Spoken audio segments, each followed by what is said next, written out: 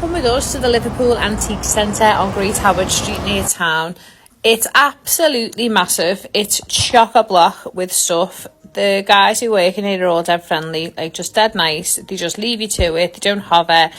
This was the first of many Winston Churchill portraits I saw that day. Was he that big that people had portraits of him in this home? I mean, obviously I know he was big, I know he was the Prime Minister, but do people love him that much?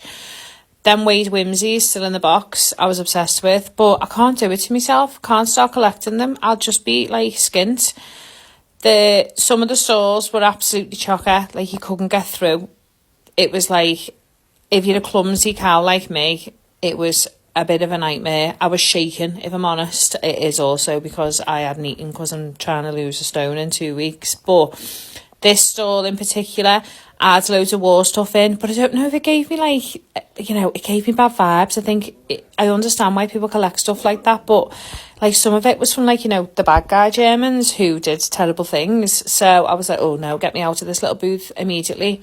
I looked in the music booth and I was really considering getting that mandolin, because my toxic trait is thinking I can pick something up and just be able to do it straight away. And I was like, yeah, I can learn the mandolin. That, of course I can. Of course I can't. I can't even play guitar. And I was looking at this ship as well, 30 quid. Look, there he is again. 30 quid. But what am I going to do with that? I'll put it up in my house. It'll be broken a day. And also, that's a crackers thing to get. I was also looking at this peacock chair for 25 quid because I'm desperate for an adult size one for my daughter, but she wouldn't sit in that nicely reading a book. She likes to smash things. I spent ages. I spent about an hour looking through the vinyl. They had some Boss stuff. Like, look at that. Look, I don't know who that is, but it was amazing. Don't know what that transition was. But didn't end up getting any anyway. And this picture my grandma had, not that one, the one of the girl with the dog. I did love these two though. The girl with the dog. My grandma had that in her house when I was little, so it brought back lovely memories for me. We were heading into the main room now, and a whole cabinet full of little eggs was there, and I was like, that's mad. Who would collect empty bird eggs? Obviously someone, otherwise they wouldn't be in there. This vase was massive. I loved it. I literally fell in love with it, but I didn't even ask how much it was because it was probably a few hundred quid. Look, there's the guy again. Probably a few hundred quid, and I thought, no, I can't do it to myself. And then I had to look through the badges because I love old vintage badges, and I've seen Morgana.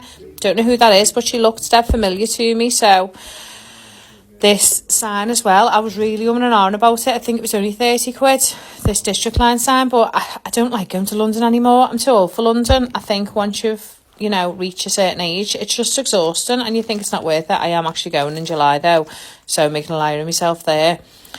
I had a little look through the old newspapers and I ended up getting a 1969 Echo for my friend who's been after a 1960s newspaper, and I treated myself to that little Twinings tea caddy. I also got myself an atomic kitten, but I forgot to film that. And these NatWest pigs, do you remember them? Apparently they're antiques now. I went upstairs to have a look at the pictures, but then my legs went to jelly because the floor was creaky. This is not slow motion. This is how slow I had to walk down the stairs because my legs went to jelly because I was all flustered. I then got my hair caught in a £155 chandelier. I nearly died. You can see the terror in my eyes. I managed to fix it. Nobody's gonna know. This ice bucket as well. I got one of them in a car boot for a fiver a few weeks ago. But then I was like, right, get me out of here. But then I did spot the Tiffany style lamps and I was like, I'm going to have to go and have a look at these lamps because I'm just obsessed with them. Obviously they were very expensive and they're far too delicate for me to have at the moment.